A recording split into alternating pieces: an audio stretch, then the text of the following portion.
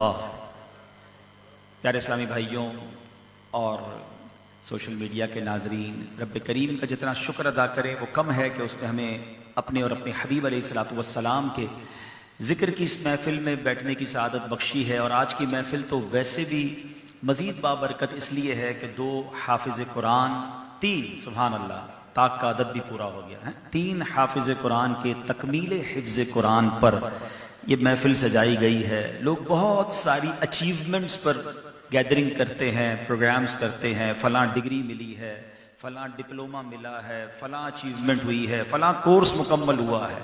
सुभान अल्लाह, दुनिया के जितने भी कोर्सेज हैं, ठीक है, अगर जायज़ तरीके से कोई पढ़ता है तो हमें इख्तलाफ नहीं है, मगर मैं तो उस तकमील की बात कर रहा हूं जिसकी फजीलत अहादीस में मिलती है, जिसका जिक्र कुरान पाक में कुरान की शान रब बयान करता है। ये वो बच्चे हैं जिनके सीनों में पूरा कुरान महफूज है। दिल की गहराइयों से मुबारकबाद दूंगा इन बच्चों के वालिदैन को, इनके फैमिली मेम्बर्स को कि अल्लाह ने आपको ये दिन दिखाया। और ये बहुत अच्छा तरीका है, अगर अल्लाह ने नवाजा है तो उल्टे सीधे कामों में खर्च करते रहते हैं। ये बेस्ट वे है इनकी इंकरेजमेंट का, और इससे बाकी खानदान के बच्चों को भी एक हौसला मिलता है कि हिफ्ज़ कुरान तक की तकमील पर अच्छे अंदाज में हौसला अफजाई की जाए। Once again many many congratulations to all of you और आपकी फैमिली को।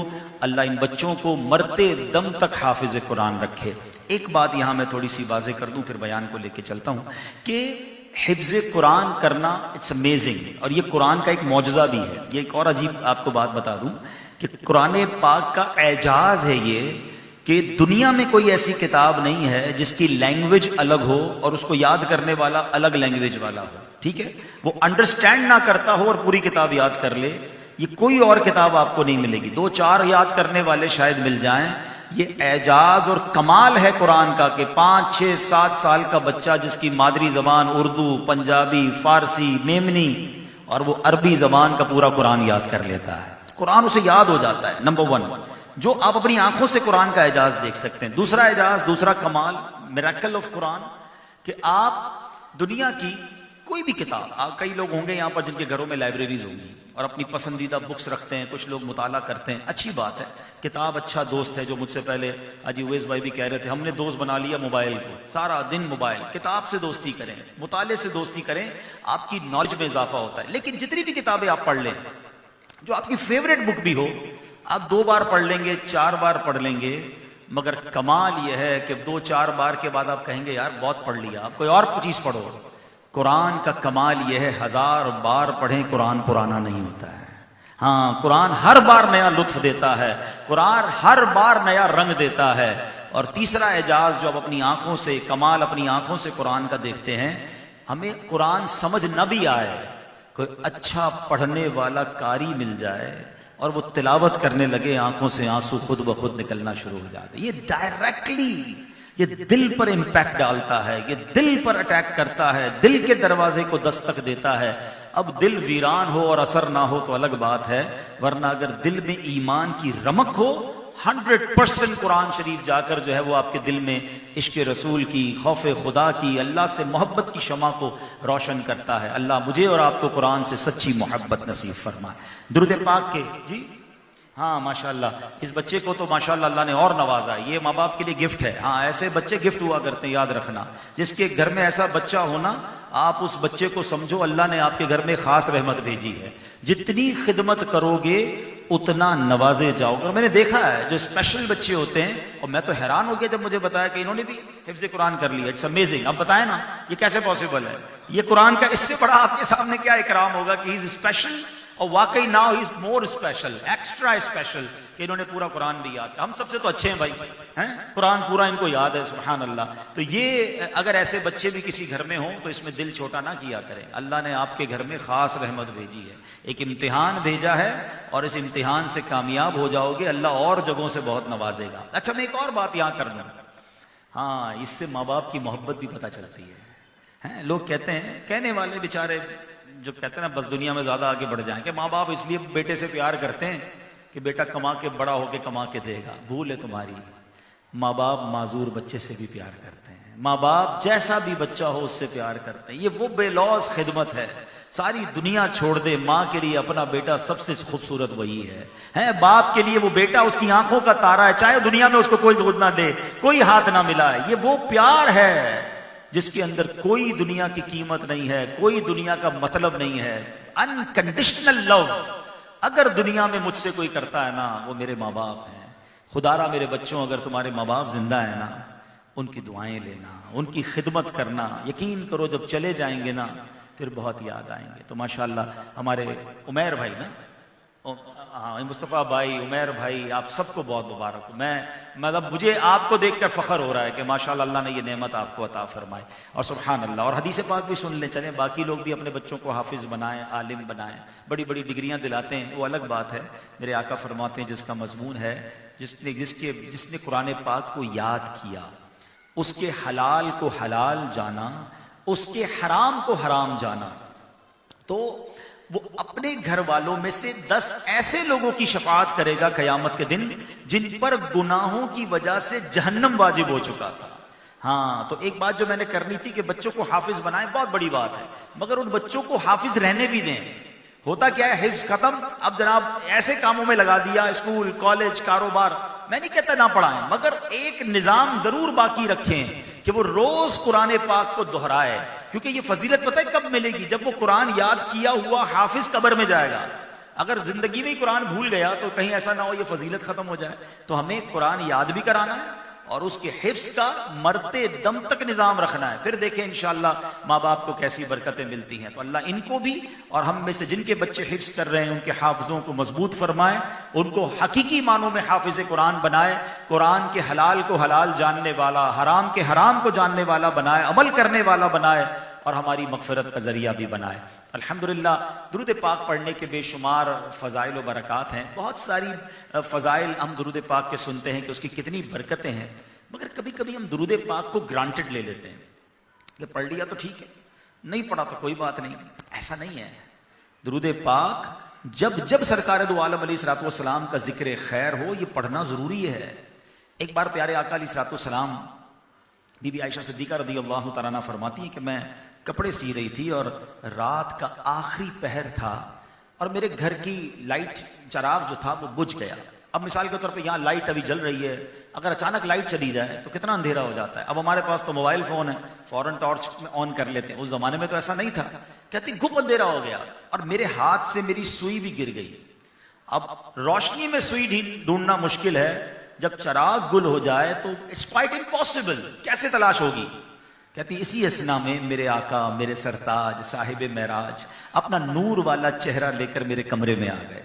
मेरे प्यारे आका अलैहिस्सलाम के चेहरा अनवर से इतना नूर निकला कि कमरा पूरा रोशन हो गया और उस रोशनी में मैंने अपनी सुई को तलाश कर लिया।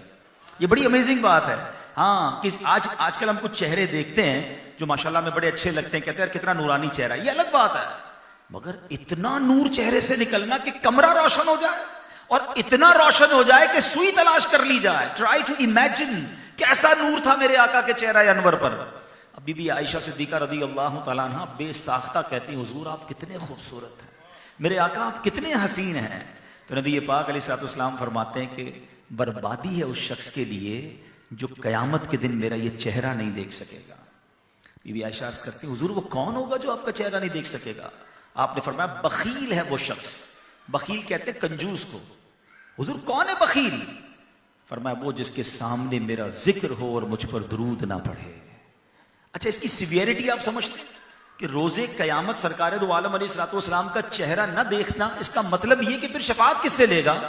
प्यारे आका ही के कदमों में जाकर तो सारे काम बनने हमारे कयामत के दिन। चेहरा ही ना देख सके तो गोया नबी पाक से ना मुलाकात हो पाएगी, ना प्यारे आका का कुर्ब मिलेगा। तो याद रखिए, दुरूद पाक अपनी आदत बनाइए। खास तौर पर प्यारे आका अलैहिस्सलातु वस्सलाम का जब भी नाम, आप पता ही इतने शॉर्टकट के आदी हो गए, नाम लिखेंगे तो स्वाद लिख देंगे। दुरूद पाक की भी शॉर्टकट। वैसे जनाब जितने लंबे लंबे खत लिखवाने, मैसेज लिखवाने, किताबें लिखवानी लिखवा लो, दुरूद पाक का शॉर्टकट। अब तो सुना है बोलने में भी शॉर्टकट कहते हैं। नहीं, मोहब्बत के साथ सल्लल्लाहु ताला अलैहि व आलिहि वसल्लम पढ़ते रहा जब भी नबी पाक का नाम। अच्छा, उलमा ने एक और बड़ा प्यारा मसला हल कर दिया। अब मिसाल के तौर पे मुझसे पहले नात ख्वानी हो रही थी, मैं बयान कर रहा हूं तो प्यारे आका अलैहिस्सलाम का नाम बार बार लिया जाएगा, तो हो सकता है कि हम कुछ बार सुनकर दुरूद ना पढ़ पाए हों, तो फिर इसको कैसे कंपाइल करें, कैसे इसको पूरा करें। तो उलमा फरमाते हैं दिन में अपनी आदत बनाओ कि एक पर्टिकुलर टाइम, एक पर्टिकुलर तादाद के मुताबिक दुरूद पढ़ लो। मिसाल के तौर पे 100 बार पढ़ लें, 200 बार पढ़ लें, अल्लाह तौफीक दे 313 बार पढ़ लें। तो उलमा फरमाते अगर पूरे दिन में कभी नाम मुस्तफ़ा सल्लल्लाहु अलैहि वसल्लम सुना था या कहा था और दुरूद पढ़ने से रह गया था, तो ये बाद में जो दुरूद पढ़ोगे ये उसका कायम मकाम हो जाएगा। तो अपनी आदत बनाएं दुरूद पाक पढ़ने की, मिलकर मोहब्बत के साथ बाआवाज़ बुलंद दुरूद पाक पढ़ लें। सल्लु अलल हबीब सल्लल्लाहु तआला अला मुहम्मद सल्लल्लाहु अलैहि वसल्लम। हजरत हुफैर रदी अल्लाह तआला अन्हु, हजरत हुदैर रदी अल्लाह तआला अन्हु का ये वाक़या है कि आप एक बार फरमाते हैं कि मैं अपने घर में सूरह बकरा की तिलावत कर रहा था और कहते हैं कि मेरे घर के बाहर मेरा घोड़ा बंधा हुआ था और मेरा छोटा बेटा भी बाहर खेल रहा था। मैं तिलावत करने लगा तो घोड़ा जोर जोर से उछलने लगा। मैं बाहर आया कि कहीं मेरे बच्चे को घोड़ा जख्मी ना कर दे। जैसे ही कहते मैंने तिलावत रोकी तो घोड़ा भी काम डाउन हो गया। मैंने फिर तिलावत शुरू की, फिर घोड़ा उछलने लगा। मैं फिर समझा कि कहीं ये बच्चे को नुकसान ना पहुंचा दे। मैंने जैसी तिलावत रोकी घोड़ा फिर काम डाउन हो गया। कहते 3 बार ऐसा हुआ। मैंने सोचा बेहतर यही है कि मैं अपने की याफ्ता कौन है, कौन कामयाब है, मुझे एक बात बताइए। और अजब अजब लोगों ने अपने टारगेट्स बनाए हुए हैं कि जनाब इतने पैसे हों तो जनाब कामयाब है। एक जगह मैं बैठा था तो एक दोस्त दूसरे दोस्त से कह रहा है पता है भाई पैसे वाला आज किसको कहते हैं?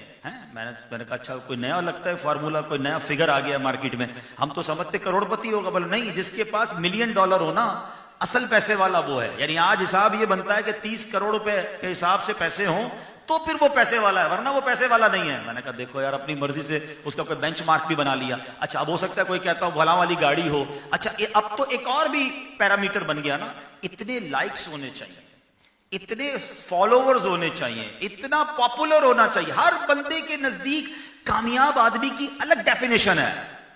सच बताऊं, कौन बताएगा कामयाब कौन है, कौन बताएगा बेहतरीन कौन है, बेस्ट कौन है?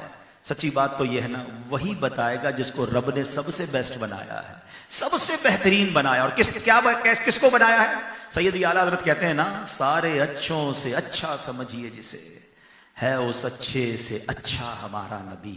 खल्क से औलिया, औलिया से रसूल, और रसूलों से आला हमारा नबी। नबी पाक ने एक जगह नहीं, 2 जगह नहीं, कई जगहों पर अहादीस में डिफाइन किया, बहुत प्यारे अंदाज में बयान किया कि तुम में बेहतरीन वो है, द बेस्ट अमंगस्ट यू। नबी पाक ने अलग अलग कैटेगरीज के जरिए बयान फरमा दिया कि बेहतरीन लोग कौन हैं।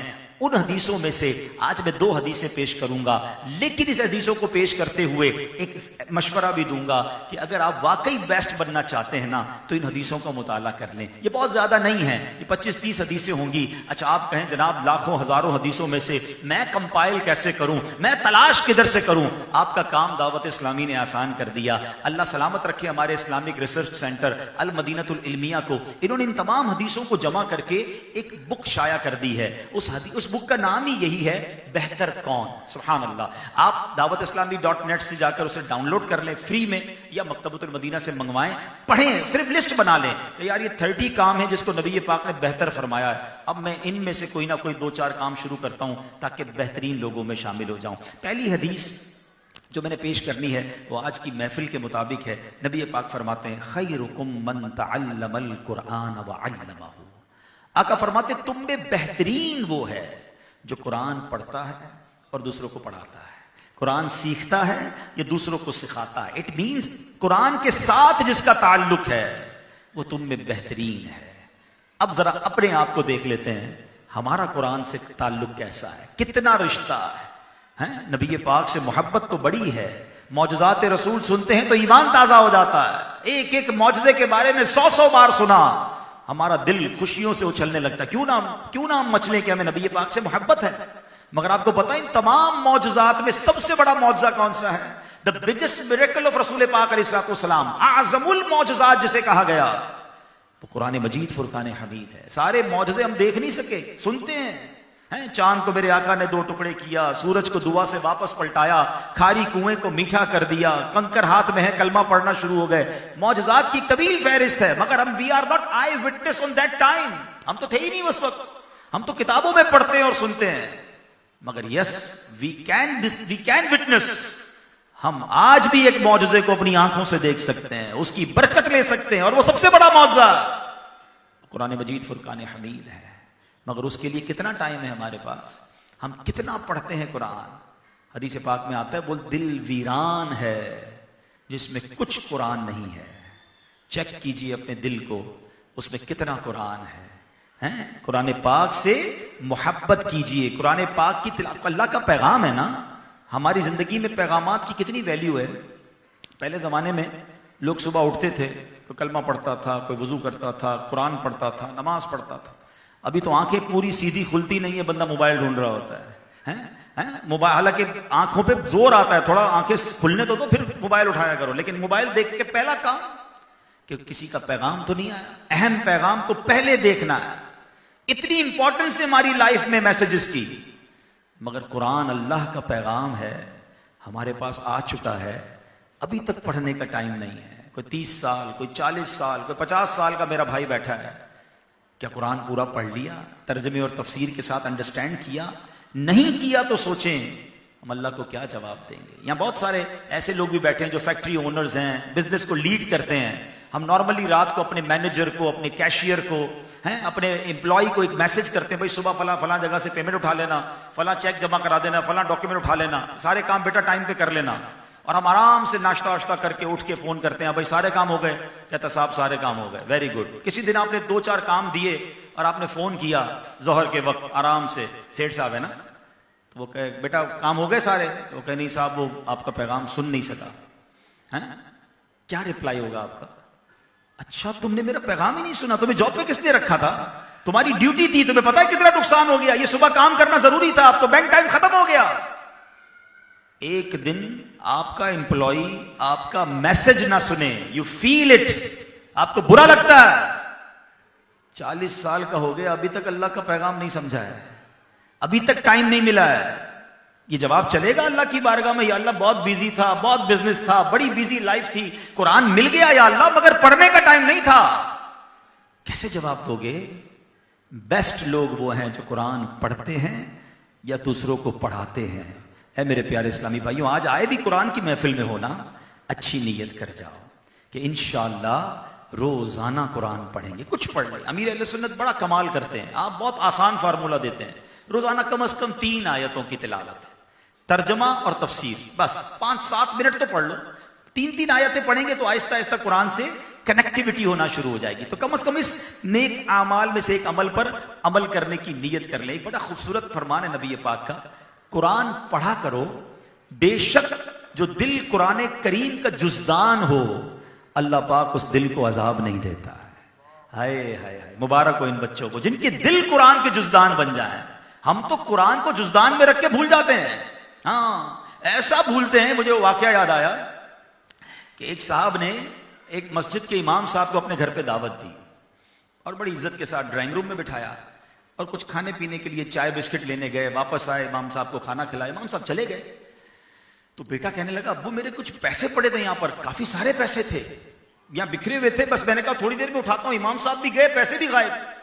वालिद कहता है, बेटा कैसी बात कर रहे हो, वो हमारे बड़े आलिम दीन हैं, पैसे कहीं और रखे होंगे। नहीं अब्बू, मैंने ये रखे थे, आप जाएं इमाम साहब से बात करें। नहीं नहीं, इमाम साहब से कैसे बात करें, बेशरम आदमी, वो अल्लाह वाले आदमी हैं, उन्होंने पैसे नहीं लिए होंगे। बेटा बेटा होता है। बहरहाल उसके अच्छे खासे पैसे थे, वो गमजदा हो गया। कुछ महीनों बाद, ये 1 साल बाद फिर इमाम साहब आए। अच्छा, बेटे से रहा तो नहीं गया, उसको याद थे, बड़ी मेहनत के पैसे थे। अब्बू गए चाय वाय लेने, तो वो इमाम साहब के पास बैठ गए। इमाम साहब, नाराज नहीं होइएगा, बस मैं आप पे शक नहीं कर रहा, मगर आप पिछली बार आए थे ना, मेरे काफी सारे पैसे यहाँ पड़े थे और आप जब गए तो वो पैसे भी गायब हो गए, आपको नजर आए तो जरा बता दें। ये कहना था और इमाम साहब रोने लगते हैं। अल्लाह अकबर। वालिद साहब भी आ गए चाय लेके। क्या हुआ? का आपका बेटा ये कह रहा है। अरे मेरे बेटे ने ऐसी बात कर दी, आप नाराज ना हो, हम आप पे इल्जाम नहीं लगा रहे। कहने लगे, मुझे इल्जाम का गम नहीं है, ये सामने कुरान पाक पढ़ा, जरा उठा के लाइएगा। वो बेटा गया, कुरान उठा के लाया, जुज़दान खोला, सारे पैसे उनके अंदर पड़े हुए थे। कहा बेटा, जब आप बाहर गए ना तो कुरान पढ़ा हुआ, आपके पैसे पड़े हुए थे, मैंने संभाल के कुरान में रख दिए कि आप रोज तिलावत करते होगे, आपको मिल जाएंगे। मुझे अफसोस इस बात का है, मैं 1 साल बाद आया हूं, आपके घर में कुरान नहीं खुला है। क्या इसलिए कुरान आया है? हाँ, हमारा ताल्लुक है कुरान से बड़ा पक्का। क्या? अरे भाई जल्दी बच्चे बुलाओ कुरान खाने के लिए। क्यों? नई फैक्ट्री लगाई है। अरे भाई नई दुकान खोली है, खत्म करना है कुरान का, बरकत चाहिए है। बच्चा बीमार है, जल्दी कुरान खानी कराओ। अच्छा, फिर अफसोस पता है क्या होता है? जिसके घर में कुरान खानी, जिसके ऑफिस में कुरान खानी, वो उस वक्त भी कुरान खानी में नहीं बैठता। बच्चे पढ़ लेंगे, मेरे पास उस दिन भी टाइम नहीं है कि मैं बैठ के अपनी मां के फातिहे में कुरान पढ़ूं या अपने कारोबार की बरकत के लिए मैं भी कुरान पढ़ूं। इतनी दूरी क्यों है कुरान से? ना करो ऐसा। ये अल्लाह का पैगाम हम सब के लिए है, और कुरान से दूर रहकर जिंदगी अच्छी नहीं है। मोबाइल फोन के कितने सारे सॉफ्टवेयर हैं, रोज ऑन करते हैं, रोज ऑफ करते हैं। अब तो मोबाइल बता भी देता है ना कि आज आपका स्क्रीन टाइम क्या है, पूरे दिन में कितने घंटे आपने मोबाइल के साथ गुजारे। इतने तो घर वालों के साथ नहीं गुजारते।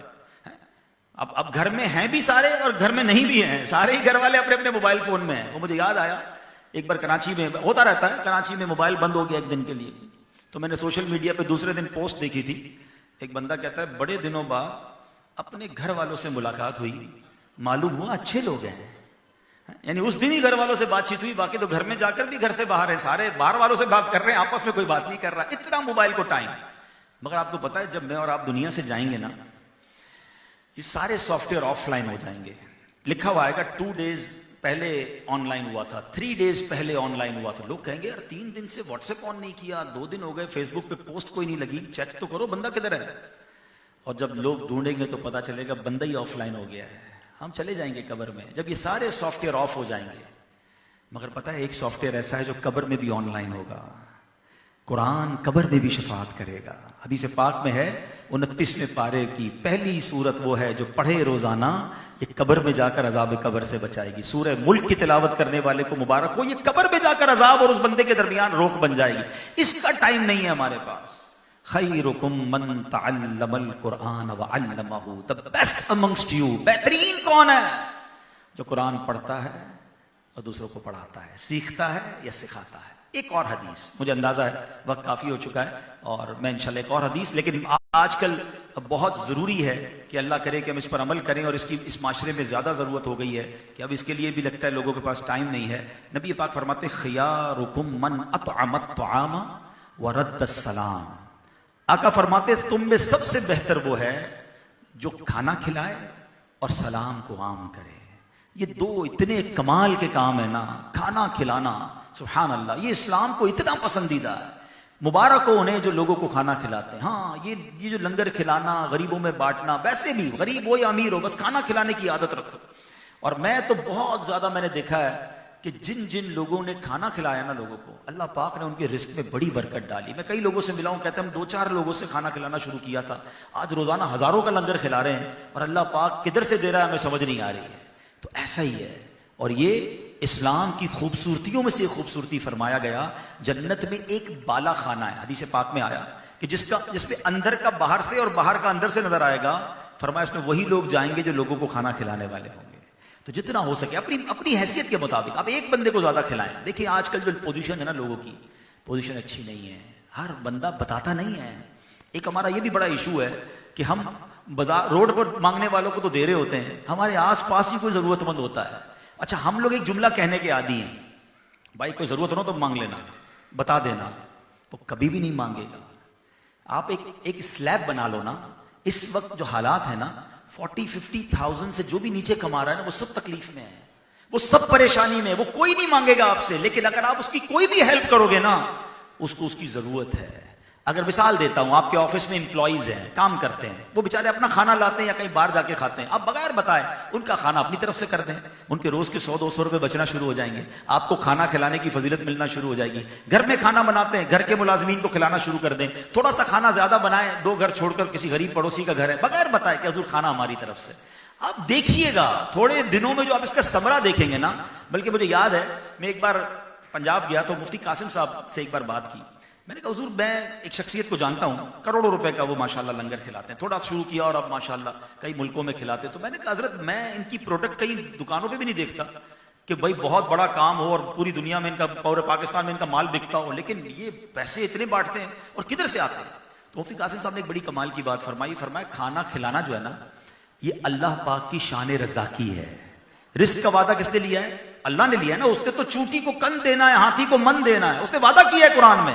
फरमाया ये रब का काम है, खाना देना, रिस्क देना, ये रब का काम है। जो जो इस काम में मुआविन बनता है, अल्लाह उस पर रिस्क के दरवाजे खोल देता है। अगर आप अपने रिस्क पे बरकत चाहते हैं ना, आप अपनी हैसियत के मुताबिक बस खिलाना शुरू करें और इसका नतीजा देखें। और आज के दौर में यू हैव टू हेल्प। ये जो हम कहते हैं ना यार आप मांग लेना, नहीं, बगैर मांगे देने की आदत डालो। हाँ, बगैर बताए आपको लगता है यार ये मेरा मुलाजिम है, मेरा रिश्तेदार है, 30, 40, 50 हज़ार रुपये मुश्किल से कमाता है, कभी बच्चों के कपड़े दिला दिए, कभी अपने लिए फ्रूट लिया, एक फ्रूट की थैली वहां भिजवा दी है। वो वाकया एक बार निगरान शुरा ने सुनाया कि एक शख्स था, उसको ख्वाब में 3 दिन तक ये आता रहा कि फला बंदे को मदीने ले जाओ। उसका फोन नंबर भी ख्वाब में बताया जाता। उसने फोन किया, कहा आपके लिए मदीने के मुझे ख्वाब में आता है। कहा पहले मुझसे आके मिलो तो सही, मैं तो कोई नेक आदमी नहीं हूं। मुलाकात हुई तो हुलिये से भी कोई नेक नहीं, कोई इतनी नमाजों की भी आदत नहीं। कहा लेकिन भाई मुझे ख्वाब आता है। तो कहा ठीक है ले जाना तो ले जाओ। वो उसको ले गया मदीने, हाजिरी दी, और जब काबे शरीफ के सामने पहुंचे, सजदे में गया, उठे ही ना। थोड़ी देर तक हिलाता रहा, जब देखा तो पता चला कि उसकी काबे के सामने बावजूद सजदे में उसका इंतकाल हो गया। वो बंदा वापस पाकिस्तान आया, उसके घर वालों से पूछा इसका अमल कौन सा था? का कोई खास अमल तो नहीं था, मगर हमारे घर के बिल्कुल बराबर में एक बेवा औरत रहती है। वो जब भी अपने बच्चों के लिए कोई खाना पीने की चीज लाता था ना, 2 थैलियां बनाता था, बराबर वाले दरवाजे पर दस्तक देता, थैली रखता और अपने घर में आ जाता। और जब वो बेवा दरवाजे से वो थैली उठाती थी ना, तो एक दुआ दिया करती थी, या अल्लाह इसका खात्मा अच्छा करना। देखो कैसे मक्के मदीने पहुंचा और कहां जाके उसे मौत आई। पता नहीं किसकी दुआ से हमारे काम बन जाए। तो ये खाना खिलाने वाला काम शुरू कर दीजिए। अपनी रोजी में कोई परसेंटेज रख लीजिए कि यार इतने पैसे जो है ना, मैंने इतने परसेंट ये बस खाना खिलाना है, खाना रिस्क खिलाना है। फिर देखिए इंशाअल्लाह इसके कितनी बरकतें मिलेंगी। अल्हम्दुलिल्लाह दावत इस्लामी के तहत भी हजारों उलमा को, तलबा को खाना खिलाया जाता है। FGRF के जरिए पूरे पाकिस्तान में गरीबों को खिलाया जाता है, राशन बांटा जाता है। आप खुद से करें, मैं तो कहता हूं खुद करें। नहीं कर सकते तो एक ऑप्शन मौजूद है, वरना सबसे अच्छा यह है कि वो कहते हैं ना कि 1+1 का फॉर्मूला अपना लें, 1+2 का फॉर्मूला अपनाएं। मैं और मेरे साथ 2, मैं मेरी हैसियत है तो 1, किसी एक का तो हाथ पकड़ें, कोई 2 का तो हाथ पकड़ें। इस तरह हमारे खानदान संवरने लग जाएंगे, हमारे पड़ोसी खड़े होने लग जाएंगे और मुश्किलें आसान होने लग जाएंगी। और नबी पाक ने इस हदीस में फरमाया बेहतरीन कौन है? खाना खिलाएं और सलाम को आम करें। अब सलाम में भी बड़ा प्रॉब्लम है, हेलो, गुड मॉर्निंग, और सुनाओ भाई क्या हाल है, स्टार्ट ही सलाम से नहीं करते। सलाम करें, जवाब दें। सलाम का सलाम करना सुन्नत है, जवाब देना वाजिब है। लेकिन एक बात याद रखें कि हमने सलाम में भी कैटेगराइज किया है अपने खानदान वालों को। महफिल में भी जाएंगे ना तो उसको सलाम करेंगे जो मेरा जानने वाला है या मेरे लेवल का है या मेरी बोली बोलने वाला है। जो अननोन है उसे हाथ ही नहीं मिलाते, सलाम ही नहीं करते। नहीं, सबसे सलाम करें। बल्कि तकब्बुर की एक निशानियों में बताया गया कि बंदा ये सोचे कि मैं सलाम में पहल ना करूं, लोग मुझे सलाम करें। कुछ लोग कहते हैं मैं क्यों करूं भाई, मैं बड़ा आदमी, बाकी लोग आके सलाम करें, मेरी उम्र ज्यादा, ये छोटे मुझे सलाम करें, मैं सेठ हूं, नौकर आके मुझे सलाम करें। नहीं, फिर तकब्बुर और किस शय का नाम है? आओ मैं बताता हूं मेरे आका की आदत करीमा क्या है। साहबा कहते हैं हम जब जब बारगाह रिसालत में जाते, कोई गांव से आता, कोई बच्चा आता, कोई भी आता, उससे पहले कि वो सलाम अर्ज करता, सरकार दो आलम अलैहिस्सलाम सलाम में पहल फरमाते थे। बल्कि साहबा कहते हैं हम कभी कभी तो प्लान करते कि आज हम जाएंगे और हम सलाम में पहल करेंगे। कहते हैं मगर फिर भी जब दरबार रिसालत में जाते तो सरकार दो आलम अलैहिस्सलाम सलाम में पहल फरमाते। और एक और ईमान अफरोज बात बताऊं, आज भी अगर कोई मदीने जाता है ना, उलमा कहते हैं इससे पहले कि वो सलाम पेश करे, सरकार दो आलम अलैहिस्सलातु वस्सलाम अपनी आदत करीमा के मुताबिक आज भी सलाम में पहल फरमाते हैं। वो कौनैन के वाली रब के हबीब होकर सलाम में पहल करें। और मैं कहूं मैं क्यों सलाम करूं, मैं इसको जानता ही नहीं, इसकी औकात क्या है? नहीं, सलाम को आम करो और सलाम करने वाला तकब्बुर से पाक हो जाता है, उसका दिल साफ हो जाता है। एक इतनी खूबसूरत हदीस है, बस वो सुनाकर सलाम के हवाले से अपनी बात खत्म करता हूं।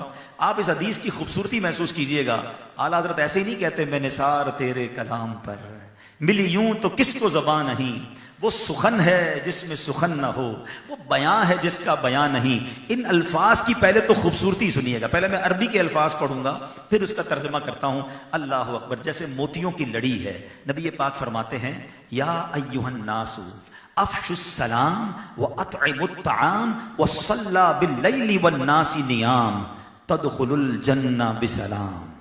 हाय हाय, इसकी खूबसूरती देखें कि नबी ये पाक ने कैसे मोतियों की तरह ये अल्फाज इरशाद फरमाते हैं, या अय्युहन नास, ऐ लोगों, अफशुस सलाम, सलाम को आम करो, व अतइमुत ताम, खाना खिलाओ, व सल्लु बिल्लैलि वन नासु नियाम, रात को उस वक्त नमाज पढ़ो, उस वक्त क़याम करो जब लोग सो रहे हों। और फिर फरमाया जब ये काम कर लोगे ना, तदखुलुल जन्नत बिसलाम, जब ये तुम 3 काम करोगे तो सलामती के साथ जन्नत में दाखिल हो जाओगे। जन्नत में जाने का फॉर्मूला दे दिया आका ने, याद कर लो, सलाम को आम करना है, लोगों को खाना खिलाना है, और तहज्जुद की नमाज है, जब या रात देर से नवाफिल, ये ऐसा वक्त होता है वाकई उस वक्त कनेक्शन भी और होता है। मैं जानूं मेरा रब जाने, कभी कभी ऐसा कनेक्शन बनाया करो, घर वालों को भी ना बताया करो। हाँ, अकेले कमरे में जा नमाज बिछाकर अल्लाह की बारगाह में 2 रकात 4 रकात जितनी अल्लाह तौफीक दे, फिर हाथ उठाकर उससे बातें किया करो, आंसू बहाया करो, दुआएं किया करो। ये जो वक्त है ना, हाँ, और अल्लाह की शान देखो, दुनिया के बड़े लोगों से मिलने के लिए आपको अपॉइंटमेंट लेना पड़ता है, टाइम लेना पड़ता है, टाइम भी थोड़ा सा ही मिलता है, मसरूफ आदमी, बड़ा आदमी है ना। अल्लाह से बात करने के लिए कोई अपॉइंटमेंट नहीं चाहिए, कोई टाइम लिमिट नहीं है, हाथ उठाओ और बातें करना शुरू कर दो, बल्कि अपनी जबान में करो ना, वो सबकी जबानें जानता है, ना बोलो तो दिल की जबान भी जानता है, मगर उससे बात करने का हमारे पास टाइम नहीं है। तो ये 3 बातें याद रखना है, सलाम को आम करें, खाना खिलाएं, और उस वक्त नमाज पढ़ें, उस वक्त क़याम करें जब लोग सो रहे हों। आका फरमाते 3 काम करो और फिर सलामती के साथ जन्नत में दाखिल हो जाओ। अल्लाह मुझे और आपको बिला हिसाब जन्नत में दाखिला नसीब फरमाए। और नबी पाक ने जिन बेहतरीन लोगों के बारे में फरमाया, अल्लाह उन बेहतरीन लोगों में मुझे भी शामिल फरमाए, आपको भी शामिल फरमाए। ऐसी प्यारी बातें दावत इस्लामी के माहौल में सीखी और सिखाई जाती हैं। मजीद ऐसे बयानात सुनना चाहते हैं, मदनी चैनल देखिए, हमारे सोशल मीडिया प्लेटफॉर्म्स को फॉलो कर लीजिए, तो इंशाल्लाह इस तरह की पॉजिटिविटी वाली बातें सुनकर अमल करने का जज्बा बेदार होगा। दावत इस्लामी का वीकली इज्तिमा हर जुमेरात फैज़ान मदीना में तकरीबन 8 बजे शुरू होता है, 1 hour 30 minutes, 9:30 बजे ख़त्म हो जाता है, और सुभान अल्लाह सब मिलकर हज़ारों लोग दुआएं करते हैं। तो कल भी जुमेरात है, हो सके तो इज्तिमा में तशरीफ़ लाएं, 8:15 तकरीबन 8:30 बजे, आजकल 8:30 बजे शुरू हो रहा है। तशरीफ लाइए इंशाअल्लाह और बरकतें लूटिए। अल्लाह पाक अमल करने की तौफीक अता फरमाए। सल्लु अलल हबीब सल्लल्लाहु तआला अला मुहम्मद सल्लल्लाहु अलैहि वसल्लम। दुरूद पाक पढ़िए सल्लल्लाहु